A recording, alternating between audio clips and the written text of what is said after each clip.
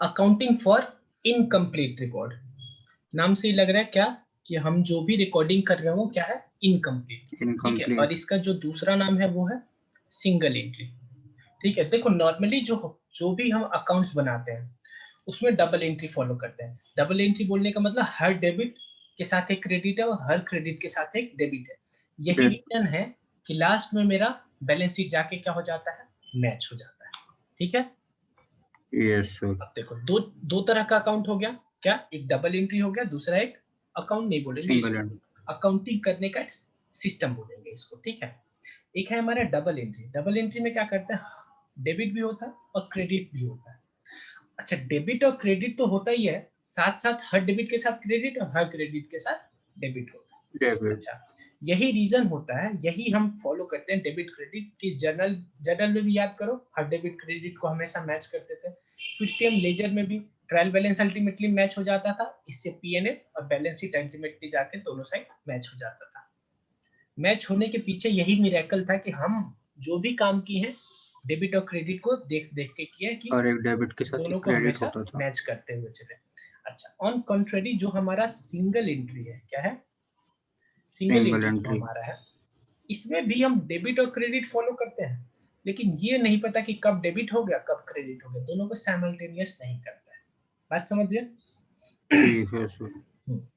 अब देखो, अगर डेफिनेशन का बात बोला जाए तो अब इसका सिंगल एंट्री का डेफिनेशन सिंपल है, accounting records that are not maintained according to double entry, यानी जो डबल एंट्री फॉलो नहीं कर रहा उसको सिंगल एंट्री बोल देंगे, बात खत्म। ठीक है, डबल एंट्री का मतलब हमको पता है डेबिट और क्रेडिट दोनों, और वो भी साइमल्टेनियसली। ठीक है, अगर टीएस ग्रेवाल सर का बुक है चैप्टर नंबर 20, निकालो, निकाल दिए? Yes sir. इसमें फर्स्ट में ही अगर डेफिनेशन देखा जाए तो बोल रहे हैं कि accounting records that are not maintained according to double entry system are known as accounts for incomplete record या सिंगल रिकॉर्ड। देखो अब एक एग्जांपल देता हूँ। एक बात बताओ, सब लोग क्या debit credit journal entry ledger pass करता होगा जो भी बिजनेसमैन है? नहीं, ऐसा नहीं होता। जैसे देखो, जो छोटे छोटे शॉपकीपर्स होते हैं या ये रेडी पटरी वाले होते हैं, क्या वो लोग अपना डबल एंट्री सिंगल एंट्री के लिए एम्प्लॉय हायर करेंगे? नहीं करेंगे ना। No sir. वो सिंपल बात पता कर लेते, इंपॉर्टेंट चीज क्या वो बस जानते हैं भाई। उनको बस देखो, उनका भी कैलकुलेशन जरूर होता है, ठीक है, ऐसा नहीं कि वो कैलकुलेट नहीं करते कि कितना कमा रहे हैं, कितना उनका प्रॉफिट है, कितना लॉस है। ठीक है, ये भी वो कैलकुलेट करते हैं, लेकिन उसके लिए वो डबल एंट्री फॉलो नहीं करते हैं। यानी कि वो सीधे सीधे लिखते हैं कि कितने का सामान परचेज हुआ, कितने का सामान हमने सेल किया। अच्छा, जो हमने परचेज किया तो उसमें कितना कैश था और कितना उधार सामान था। उधार था तो किसके किसके नाम कितना था। ठीक है, सीधे सीधे लिखते हैं, डेबिट क्रेडिट करके नहीं लिखते हैं। वैसे ही सेल किया हमने तो क्या क्या सेल किया, कि कितना कैश में कितना उधार में सेल किया। ठीक है, और फिर लास्ट में वैसे ही प्लस माइनस करते रहते हैं। उनका तो जो हम लोग पूरा डिटेल में बनाएंगे वो तो अपना एक पेज में सारा डिटेल दिखा देता है, प्रॉफिट भी निकाल देंगे और सही सही प्रॉफिट होगा। ठीक है, यस। अच्छा, अब सेकंड पेज पे आओ तो इसमें फीचर्स दिया है, features of single entry. Features में पहला फीचर क्या है, सूटेबिलिटी। सूटेबल किसके लिए? जो छोटे छोटे बिजनेसमैन हैं उनके लिए सूटेबल। छोटे businesses. This system is suitable for small size businesses where the number of transactions are less. ठीक है, यही बात है कि वो लोग कर लेते हैं, नहीं तो उनका भी अगर ट्रांजैक्शन बहुत ज्यादा हो जाएगा तो वो कागज पे कर ही नहीं पाएगा, क्योंकि जब बहुत ज्यादा इंफॉर्मेशन हो जाएगा तो उसमें चाओस हो जाएगा। ठीक है, तो कंफ्यूजन क्रिएट हो जाएगा। अच्छा, अगला है दूसरा हमारा नो यूनिफॉर्मिटी। ठीक है, यानी कि जो सिंगल जैसे डबल एंट्री फॉलो होता है तो ये पता है कि एसेट बढ़ेगा तो डेबिट होगा और लायबिलिटी बढ़ेगा तो क्रेडिट होगा। लेकिन इसमें कोई यूनिफॉर्म नहीं है, हो सकता है कोई कुछ करे कोई कुछ करे।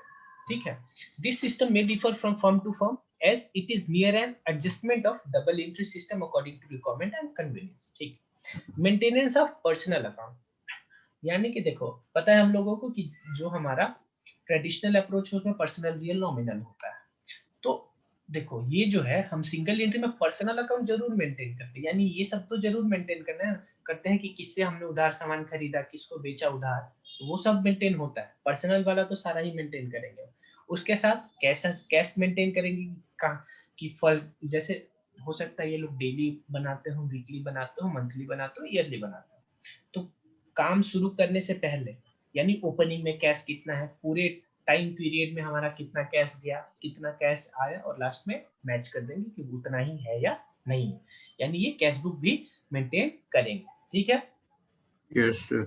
अच्छा अब देखो, जो हम नॉर्मली डबल एंट्री वाला बनाते हैं, तो डबल एंट्री के केस में जैसे मान लो हमने सामान परचेज किया, तो उसके साथ हम जर्नल एंट्री वाउचर में बना देते हैं। लेकिन ये क्या करते हैं, ये कोई लिखते नहीं है, सीधे उनको जो बिल मिला है वही उनके लिए, वही उसी को रेफरेंस के लिए रखते हैं, कोई एक्स्ट्रा बिल नहीं, ये जर्नल एंट्री का वाउचर नहीं बनाते। ठीक है। Yes sir. तो अगला बोल रहा है yes sir. maintenance of cash book. Generally, a cash book is maintained in this system, which mixes up the business as well as personal transaction. अच्छा, जो कैश बुक बनाएंगे यानी कैश अकाउंट बनाएंगे, उसमें बिजनेस का तो करेंगे ही करेंगे, उसके साथ अपना भी वो लोग कर लिया करेंगे। ठीक है, यानी थोड़ा सा कंफ्यूजन और हो जाएगा उस पर।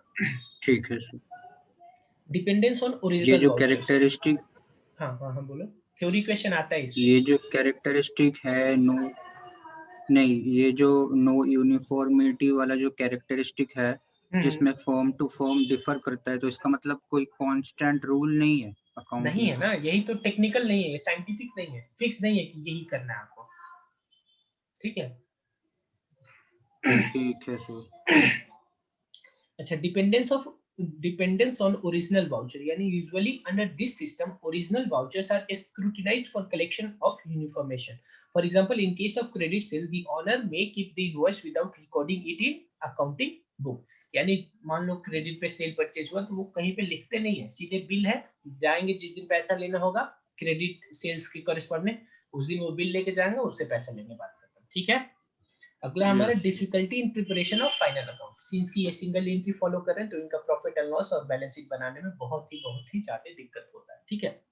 अब बात करते हैं एडवांटेज क्या है सिंगल एंट्री सिस्टम का। पहला तो बहुत ही सिंपल है, कोई टेक्निकल नॉलेज नहीं है, प्लस माइनस करो, बात करते हैं, प्रॉफिट लॉस आपका निकल जाएगा। ठीक है।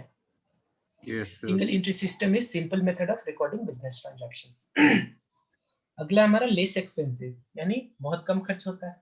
कम खर्चा खर्च क्यों होता हो, है। क्योंकि सिंपल है, ज्यादा नहीं कोई इम्प्लॉय इम्प्लॉय को हायर करना पड़ेगा, नहीं टाइम लगेगा हमारा। ठीक है।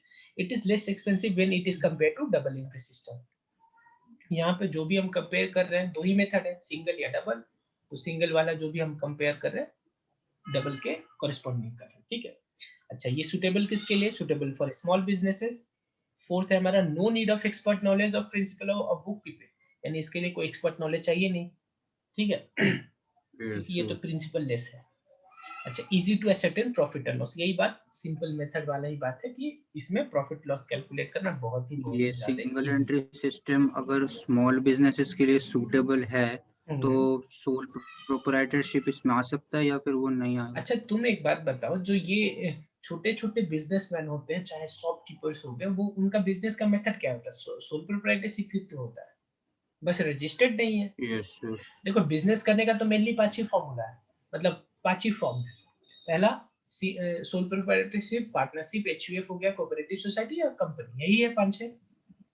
तो ऐसा जरूरी थोड़ी है, अब एक वो ठेले वाला जा रहा है, ठेले वाला अपना सब्जी बेचता है, वो भी तो कर रहा है बिजनेस, उसका बिजनेस को क्या बोलेंगे, सोल प्रोप्राइटरशिप है वो, बस रजिस्टर्ड नहीं है। मैं यस। तुमको यहाँ पे पढ़ा रहा हूँ, मैं क्या कर रहा हूँ, सोल प्रोप्राइटरशिप बिजनेस है मेरा, बल्कि मैंने कोई रजिस्ट्रेशन नहीं कर रहा है। यस।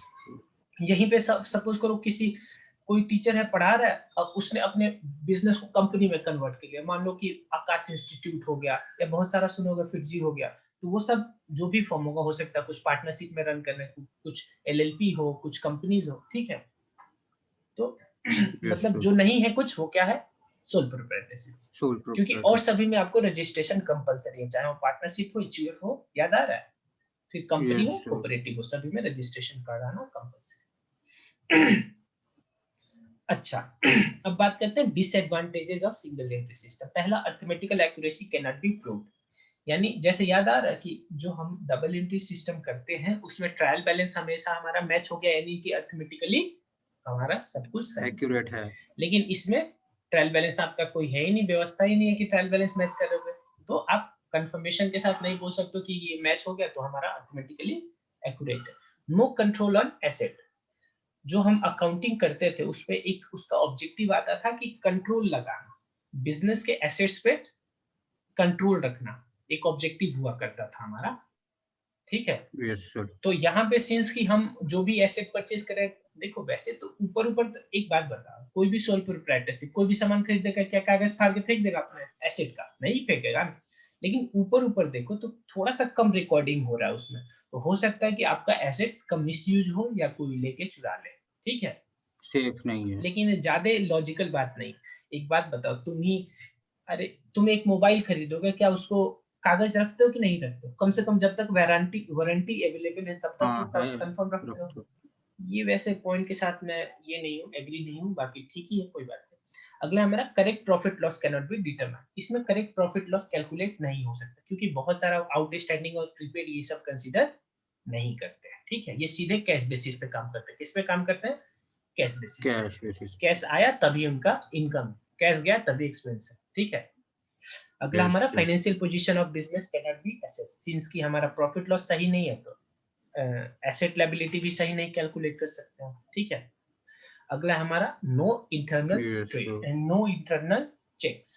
जैसे देखो कोई भी बिजनेस ऐसा अपना काम बनाती है कि एक का काम दूसरा चेक कर ले, बात समझ रहे हो? तो यस इसमें सर। देखो पहला तो इनका बिजनेस उतना लार्ज स्केल पे काम ही नहीं कर रहा है, तो इसमें इंटरनल चेक होगा ही नहीं। अच्छा, इंटरनल चेक होने से क्या होता है, जो इंटरनल फ्रॉड्स हो सकते हैं, इम्प्लॉइज जो फ्रॉड कर सकता है वो सब रुक जाता है, इंटरनल चेक रहता है। तो एक का काम दूसरा चेक कर लेगा, यानी जैसे दूसरा गलती पकड़ेगा वो रिपोर्ट कर देगा, बात समझ रहे हो? Yes sir. अगला हमारा इनकम्प्लीट एंड अनसाइंटिफिक मेथड। ये इनकम्प्लीट है क्योंकि प्रिंसिपल ही नहीं है कुछ, ठीक है, और हाँ। अनसाइंटिफिक है। अगला हमारा comparative study is not possible. सब अपने अपने तरह से कर रहे हैं, कोई यूनिफॉर्मिटी है ही नहीं, तो कंपेयर कैसे करोगे? बात समझ रहे हो? वो कुछ और ही अकाउंट बना रहा है, ये कुछ और ही यस बना रहा सर। है, तो कंपैरिजन पॉसिबल नहीं है। तो यहाँ पे हमने सबसे पहले पढ़ा उधर मीनिंग सिंगल एंट्री का क्या है, फिर फीचर्स, फिर एडवांटेज, फिर डिसएडवांटेज। अब एक बात समझो, जो सिंगल डिसएडवांटेज। जो सिंगल एंट्री का एडवांटेज है वही डबल एंट्री का डिसएडवांटेज हो जाता है, ठीक है। जो यस सिंगल सर। एंट्री का एडवांटेज है वही डबल एंट्री का वो डबल डिसएडवांटेज, एंट्री का और जो सिंगल डिसएडवांटेज। का डिसएडवांटेज उसका एडवांटेज, ठीक है। Yes sir. तो कंपैरिजन कंपैरिजन यही कर दोगे। जैसे देख लो, दो चार कंपैरिजन में देख लेता हूँ, ठीक है। देखो इससे थ्योरी क्वेश्चन दो नंबर का एक्सपेक्ट कर सकते हो एग्जाम में, ठीक ठीक है है। सर। तो देखो डबल एंट्री और सिंगल एंट्री में सिस्टम में डिफरेंस क्या है? पहला aspect of transaction. Under double entry system both aspect of transactions are recorded, यानी डेबिट और क्रेडिट दोनों रिकॉर्ड होता है। और सिंगल एंट्री में या तो कोई नहीं रिकॉर्ड होता है या एक ही रिकॉर्ड होता है, दोनों साइमल्टेनियस नहीं होता है, ठीक है।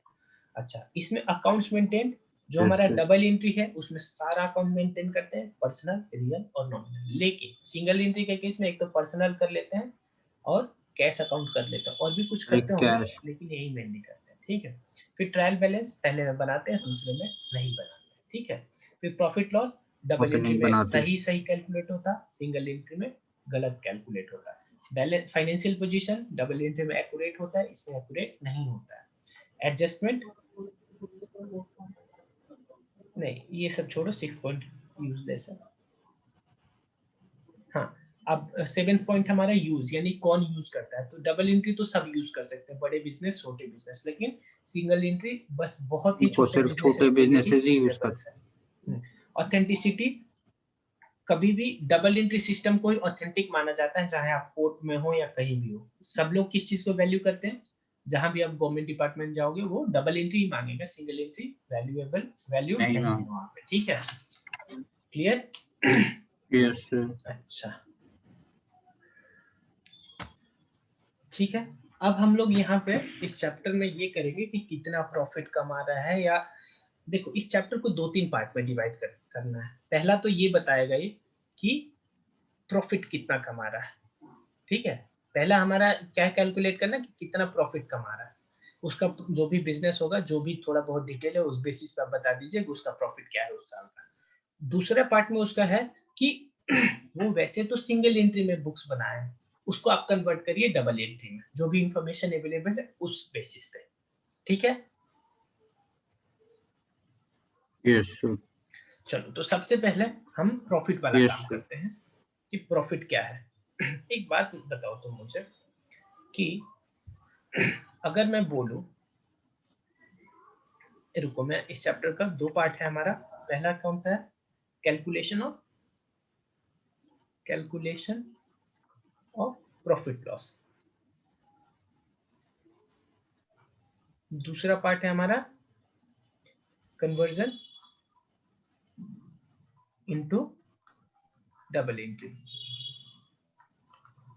ठीक है, उसने सिंगल एंट्री पे बनाया हुआ है, उसको जितना हो सके उसको डबल एंट्री पे कन्वर्ट करके उसका फाइनल अकाउंट बनाना है। ठीक है, तो अभी हम कंसीडर कर रहे हैं कैलकुलेशन ऑफ प्रॉफिट लॉस। इसमें क्या होता है, एक बात बताओ, मान लो मैंने एक सिंगल एंट्री फॉलो करता हूं मैं, और मैंने एक बिजनेस ओपन किया। ठीक है, तो बिजनेस जब ओपन करेंगे तो मेरा क्या होगा? एक ओपनिंग कैपिटल होता है, ओपनिंग कैपिटल। ठीक है, अब अगर मैं बोल रहा हूँ कि ओपनिंग कैपिटल मेरा 1 लाख है, पूरे साल मैंने क्या किया? काम किया, बिजनेस किया। अच्छा, लास्ट में मेरा क्लोजिंग कैपिटल है 1,50,000।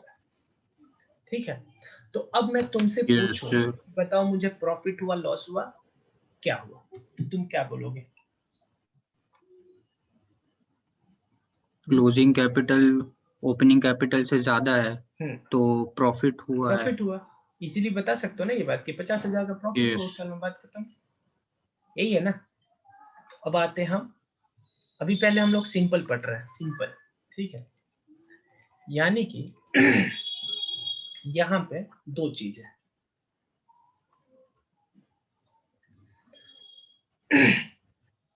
पहला तो कि ओपनिंग कैपिटल बता दो मेरा क्या है, ओपनिंग कैपिटल बता दो, उसमें उस साल मैंने क्या ऐड किया है ये बता दो, एडिशंस। ठीक है, उसमें से हम माइनस कर देंगे अपना ड्राइंग। ठीक है, और उसके बाद प्लस माइनस कर देंगे अकॉर्डिंगली प्रॉफिट लॉस, तो मेरा क्या निकल जाता है?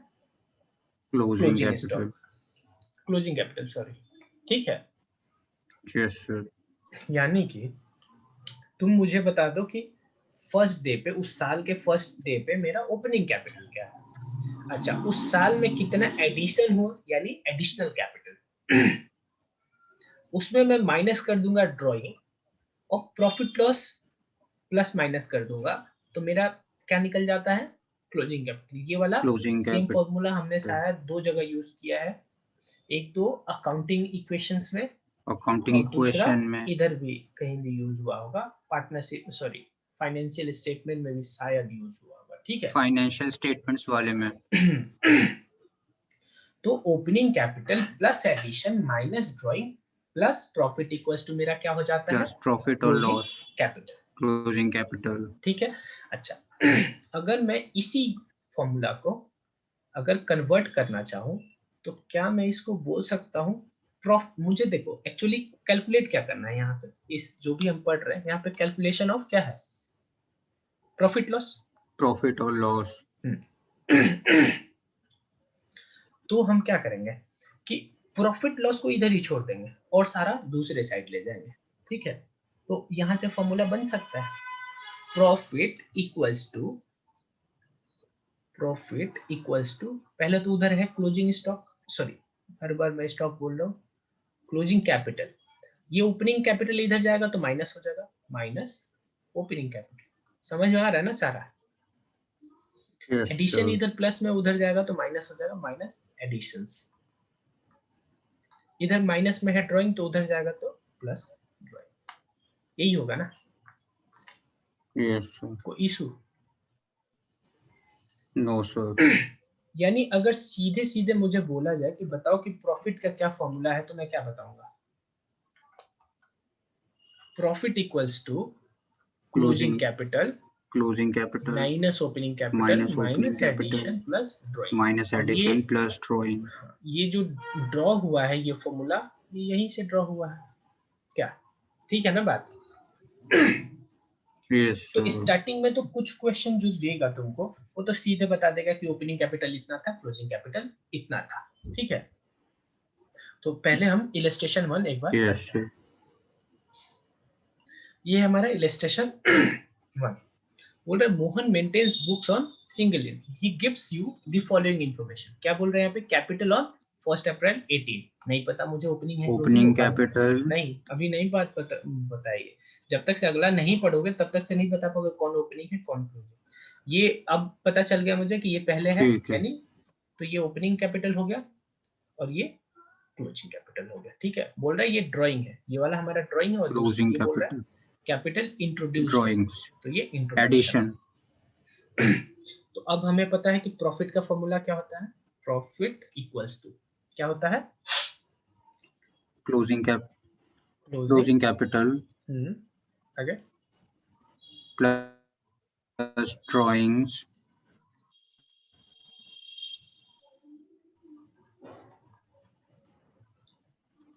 नहीं minus opening capital closing capital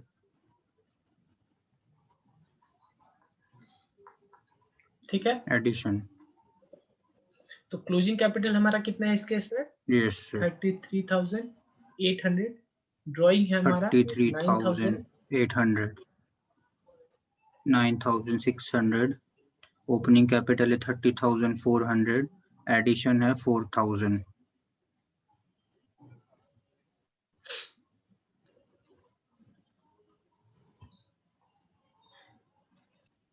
equals to 9,000 9,000, तो ये 9,000 क्या हो गया, प्रॉफिट हो गया। ठीक है, अच्छा अगर ये मान लो खुदा ना खास्ता ये नेगेटिव हो जाता है, इसका मतलब वो लॉस है। ठीक है, ठीक है, यानी कि जो हम यहाँ पे कैलकुलेट कर रहे हैं ये प्रॉफिट, अगर ये आगे माइनस आ गया, माइनस मान लो कुछ भी अमाउंट आ गया, तो वो इसका मतलब प्रॉफिट सॉरी लॉस है। ठीक है, प्रॉफिट नहीं है। क्लियर? ठीक है सर। अब हर बार जो क्वेश्चन होगा वो तुमको सीधे सीधे ऐसे इंफॉर्मेशन नहीं देगा, ये तो हो गया ठीक है समझाने तक। ठीक है, ये तक कहां तक हो गया, समझाने तक हो गया, लेकिन आगे के क्वेश्चंस में ओके सर तुमसे ओपनिंग कैपिटल निकालने के लिए कुछ इंफॉर्मेशन देगा। बताओ ओपनिंग कैपिटल इक्वल्स टू क्या होगा, उससे पहले तुम ये बताओ मुझे कैपिटल इक्वल्स टू क्या होगा। कैपिटल का मतलब क्या होता है, asset minus liability, closing capital minus profit. नहीं नहीं नहीं नहीं नहीं, नहीं, नहीं, वैसे नहीं, ऐसे पूछ रहा हूँ मैं दूसरा फॉर्मूला। नॉर्मल अगर मैं पूछूं तुमसे कि बताओ कैपिटल का फॉर्मूला क्या है, कैपिटल का, तो क्या बताओगे, एसेट माइनस लायबिलिटी, यही बोलोगे एसेट्स ना। माइनस अब लायबिलिटी। अगर ये हम ओपनिंग डेट पे निकालने के लिए बोल रहा है, तो opening capital equals to opening asset minus opening liability. ठीक है, तो कभी कभी क्वेश्चन जब माइनस देगा, ओपनिंग लायबिलिटीज, कभी कभी जब क्वेश्चन देगा तो तुमको ओपनिंग डेट पे सारा एसेट दे देगा और ओपनिंग डेट का सारा लायबिलिटी दे देगा। तो इससे तुम क्या निकाल लोगे, इससे लायबिलिटी तुम दे ओपनिंग देगा, कैपिटल निकाल लोगे। ओपनिंग कैपिटल, सेम तुमको क्लोजिंग कैपिटल भी निकालना पड़ सकता है। और फिर तो अगर बाद में प्रॉफिट बोला जाए तो हाँ, उस हिसाब से कैलकुलेट होगा। क्लोजिंग कैपिटल में एसेट माइनस लायबिलिटी, यानी यहाँ पे भी closing asset minus closing liability. Clear? Closing clear है ना? Yes sir. अच्छा एक चीज देखो, ये हाँ तो अभी तक हम सिंपल बता रहे थे, क्या बता रहे थे, सिंपल। अच्छा इसी फॉर्मूला को, जो सिंपल ये प्रॉफिट का मैंने फॉर्मूला दिया है, इसी को यूज करके देखो, सिंगल एंट्री के अंदर ये लोग दो चीज बनाते हैं। कितना? दो चीज। पहला वो बनाते हैं, उसको बोलेंगे वो स्टेटमेंट ऑफ, अभी तक मैंने वर्ड से इंट्रोड्यूस नहीं किया, अब कर रहा हूँ, कंफ्यूज मत होना, इसे बहुत इजी है। स्टेटमेंट ऑफ प्रॉफिट लॉस, ठीक है, यानी simple profit and loss account समझ सकते हो, बोलना मत, क्योंकि अकाउंट लेजर बनाता ही नहीं है इसमें।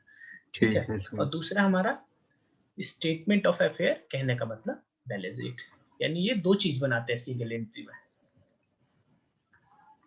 ठीक है, एक statement of profit and loss और दूसरा स्टेटमेंट ऑफ बैलेंस शीट। ठीक है, अब बात करते हैं, ये वाला फॉर्मूला ध्यान रखना, कौन सा वाला जो अभी हम लोग कर रहे थे, ये वाला फॉर्मूला, इसी फॉर्मूला को यूज करके वो स्टेटमेंट ऑफ पीएनएल बनाएंगे। ठीक है, तो स्टेटमेंट ऑफ पीएनएल ये रहा, देखो सेम स्टेटमेंट ऑफ पीएनएल है, तो statement of profit and loss for the year ended जो भी होगा। ठीक है, उसके बाद सबसे पहले वो लेंगे क्लोजिंग स्टॉक, उसमें से प्लस कर देंगे ड्राइंग, उसमें माइनस कर देंगे इंट्रोडक्शन, उसमें माइनस कर देंगे ओपनिंग कैपिटल, एडिशन माइनस करेंगे,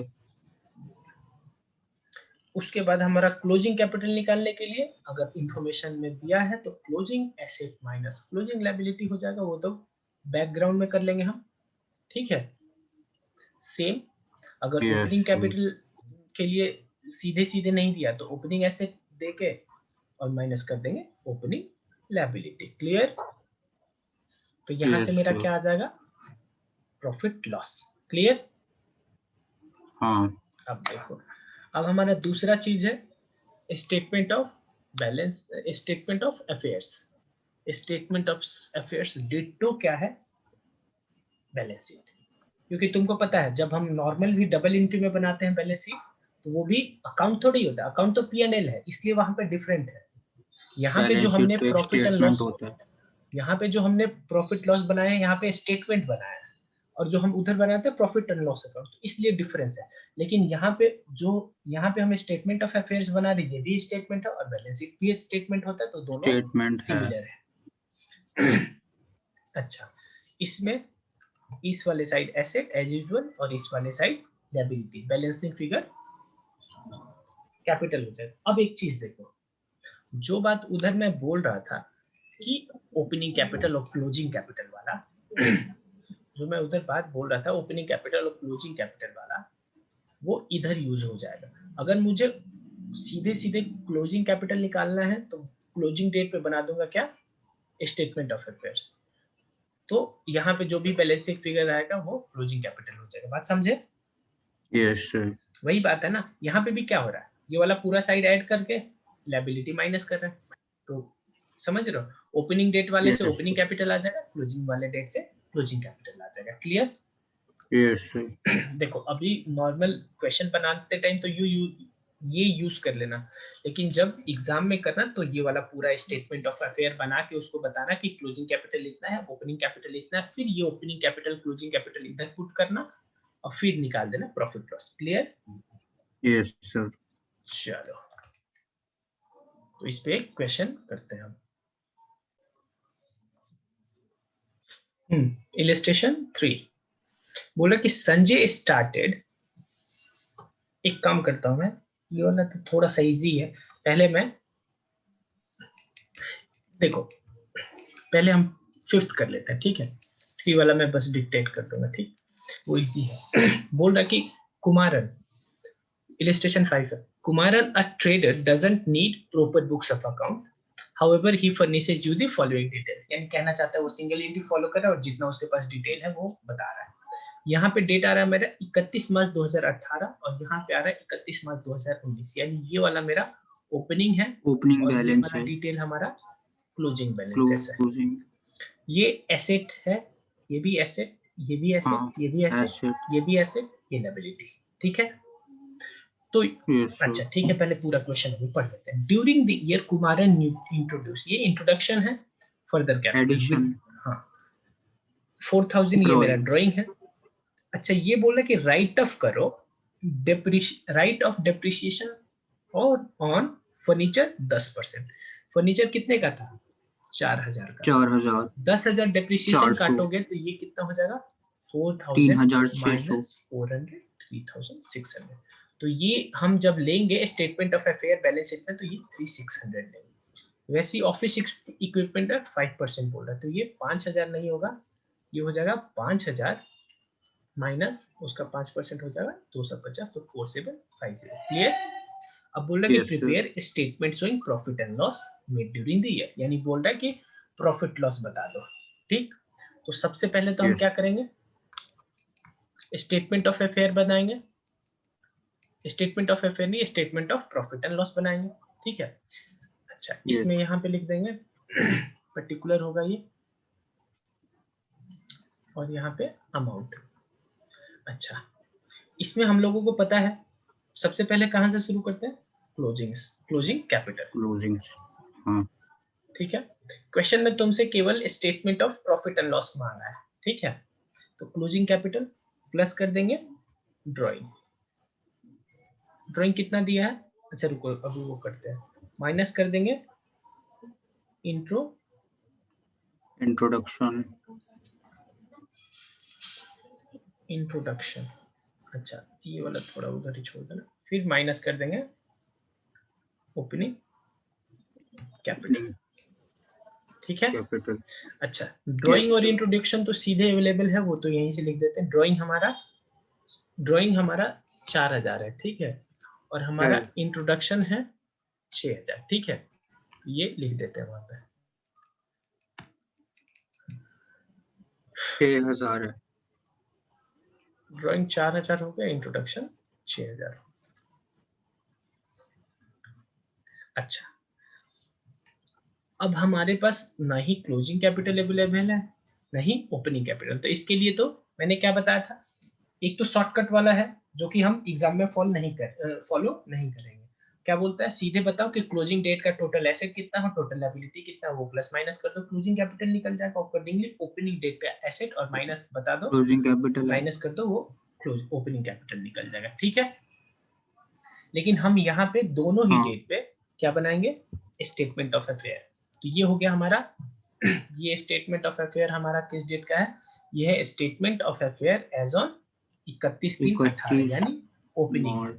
सेम ये है हमारा statement of affair as on 31/3/2019, यानी क्लोजिंग, ठीक है। अब सारा ही डिटेल हम उधर से लिख लेंगे, कहाँ से, क्वेश्चन से। तो क्वेश्चन, एक सेकेंड, अगर आपके पास क्वेश्चन अवेलेबल नहीं होगा तो एक बार मैं दिखा रहा हूँ आपको शॉर्टकट यूज स्क्रीनशॉट। करना इलीगल नहीं, इलीगल है क्या? नहीं है मैं यहाँ पे, कौन सा तुम पे कोई केस फाइल करोगे इलीगल, मतलब मार्क्स कम मिल सकता है, चांस है, नो सर, ठीक, मतलब ठीक है, मतलब अच्छा। ये वाला बना ही देना, ठीक।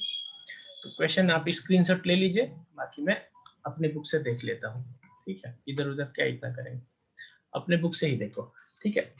इसमें हो जाएगा ये वाला साइड हमारा लायबिलिटी हो गया, ठीक। अमाउंट हो गया, एसेट हो गया, अमाउंट हो गया। ये एसेट साइड।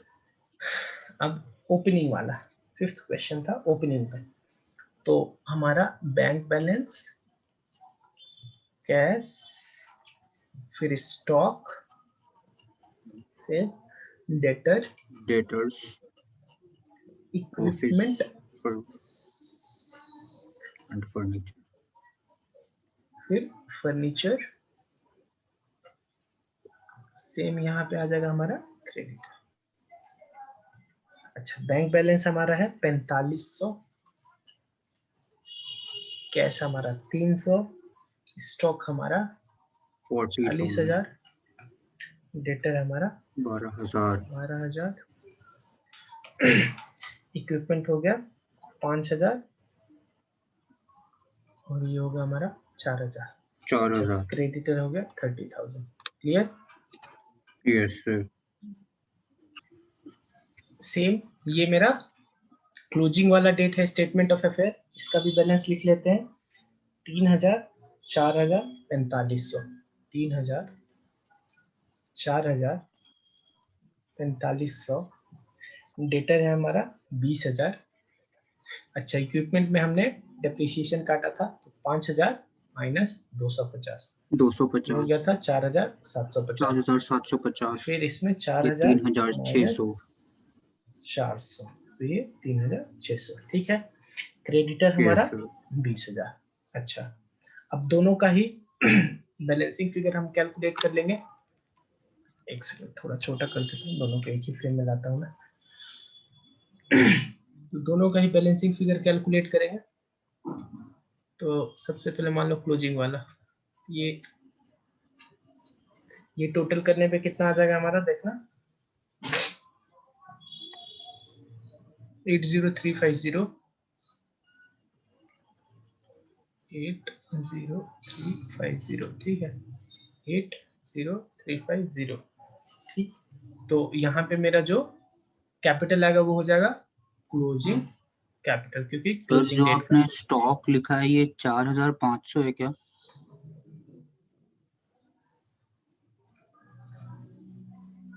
ठीक है, 45,000 है। यस। ये हो जाएगा, उसके बाद हमारा 6350, ठीक है, ये क्लोजिंग कैपिटल हो यस गया। सर। फिर अब ओपनिंग कैपिटल को हम बैलेंसिंग फिगर करते हैं इधर, ओपनिंग कैपिटल बैलेंस फिगर, ये वाला साइड, इधर ये वाला साइड, 65,800 65,800 तो इधर हो गया 35,800। ठीक, अब ये ओपनिंग और क्लोजिंग ऊपर ला देंगे यहाँ पे। कितना कितना था? ओपनिंग है हमारा 35,800, ये तो माइनस हो जाएगा, और ये हमारा 60,350 तो ये प्लस में आएगा या माइनस में आएगा? प्लस में आएगा, मतलब नॉर्मल ही आ रहा है 22,550, तो यानी प्लस में है तो प्रॉफिट हो जाएगा, नेगेटिव होता तो लॉस हो जाता। ठीक है, इस तरह से इस क्वेश्चन को पूरा सॉल्व करना है। अच्छा, इसी के साथ मैं तीसरा वाला भी क्वेश्चन करा देता हूँ। देखो, जो थर्ड हमारा क्वेश्चन है बहुत इजी है, अगर ये आपका हो गया तो। देखो, बोला Sanjay started a business on 1 April 2018, capital कितना है? 10,000। यानी कि जब बिजनेस शुरू ही हो रहा है तो ओपनिंग कैपिटल मेरा तो सीधे ही है, कितना है? 10,000। सोचना ही नहीं, वो इसके लिए ओपनिंग स्टेटमेंट ऑफ अफेयर नहीं बनाना है। तो ये हो गया हमारा ओपनिंग कैपिटल। अब क्या है? On 1 July 2018 he borrowed from his wife a sum of 4,000। ये क्लोजिंग में लायबिलिटी चला जाएगा। कहाँ चला जाएगा क्लोजिंग में? लायबिलिटी। ठीक है, ये यही वाला पॉइंट बस इसमें थोड़ा सा हार्ड है, थोड़ा सा प्लीज ध्यान से देखना है ना। देखो, ये वाला जो पॉइंट है हमारा, एक सेकंड, यहाँ पे जो 1 जुलाई को ये जो 4,000 लिया है, हाँ हाँ, वही मैं थोड़ा सा बस क्लियर करता हूँ। इसका बिजनेस के साथ तो कोई रिलेशन नहीं। नहीं, हाँ बिजनेस में ही लिया है ना, बोरोड किया है ना, बिजनेस में डाल दिया, इसका मतलब ये। ठीक है, अच्छा, तो देखो दिया है, मुझे लगा वाइफ से लिया। वाइफ से लिया ही है, बोरोड, ही हैज बोरोड, यानी उसने लिया है। ठीक है, तो बोरो किया 4,000 कब? 1 जुलाई को। तो बताओ 31 मार्च 19 को क्या उसने पैसा वापस किया है? नहीं किया है, क्योंकि किया होता तो कहीं पे बता देता। ठीक है, तो लास्ट डेट पे, उस डेट पे 31/3/2019 को जब हम बैलेंस शीट बनाएंगे, सॉरी स्टेटमेंट ऑफ अफेयर बनाएंगे, तो ये कहाँ आ जाएगा? लायबिलिटी साइड में। अच्छा, इसमें बोला कि 9% का इंटरेस्ट भी है, लेकिन इंटरेस्ट नॉट येट पेड, यानी अभी तक इंटरेस्ट भी नहीं पे हुआ है। ठीक है, एक इसका मतलब लास्ट तक, अभी तक उसने इंटरेस्ट नॉट येट पेड है, तो पे तो नहीं किया है। ठीक है, अच्छा, तो इंटरेस्ट हुआ कितना? रुको कैलकुलेट करते हैं। 4,000 रुपया दिया था उसने, कितना है रेट? 9/100 इंटू 1 जुलाई को लिया है, यानी जुलाई, अगस्त, सितंबर, अक्टूबर, नवंबर, दिसंबर, जैन, फिर मार्च, यानी 9 महीना इंटू 9/12। ठीक है, बात समझे? तो ये हो जाएगा 270। तो ये जो 270 है, ये भी अभी पे नहीं हुआ है, तो ये भी outstanding interest closing balance sheet पे आ जाएगा। क्लियर हो गया? ठीक है सर। तो जो क्लोजिंग बैलेंस शीट बनाएंगे इसमें, मैं वैसे बनवा देता हूँ, रुक जा। उसके आगे for business and introduces a further capital 1,500, ये तो इंट्रोडक्शन हो जाएगा, कोई दिक्कत नहीं। अच्छा, ऑन 31 मार्च 19, यानी क्लोजिंग डेट पे एसेट ये है। अच्छा, उसके बाद बोल रहा है asset and profit loss taking इतना ड्राइंग हो गया। ठीक है, तो बस मैं इसका क्लोजिंग स्टेटमेंट ऑफ अफेयर्स बनाता हूँ। अच्छा, ये रहा statement of affair as on 31 March 19। Opening तो बनाना नहीं है, 31/3/18 को तो बनाएंगे नहीं, क्योंकि बिजनेस ही शुरू हुआ 1 अप्रैल 18 को। तो 10,000 मेरे लिए क्या हो जाएगा? 10,000 हमारे लिए हो जाएगा ओपनिंग कैपिटल। ठीक है, तो क्लोजिंग में, ठीक है सर, तो ये 10,000 हमारा ओपनिंग कैपिटल हो जाएगा। क्लोजिंग में पहले तो ये 4,000 आएगा लायबिलिटी साइड, और ये जो ब्याज था 270, ये भी आ जाएगा आउटस्टैंडिंग इंटरेस्ट। हाँ, तो यहाँ पे लिखेंगे, पहले तो वाइफ्स लोन करके लिख देते हैं ना, वाइफ्स लोन 4,000 का। उसके बाद आउटस्टैंडिंग इंटरेस्ट 270 का। उसके बाद हमारा इधर है कैश 600, कैश है 600, एक सेकेंड, कैश है 600, स्टॉक है, कैश है 600, स्टॉक है 9,400, डेटर है 7,000 और क्रेडिटर है 6,000। ठीक है, ये सारा हम यहाँ पे पुट कर देते हैं एसेट वाले साइड में। ठीक है, कैश, क्वेश्चन को फिर से देख लेता हूँ। कैश है हमारा 600 स्टॉक है हमारा 9400 डेटर 7000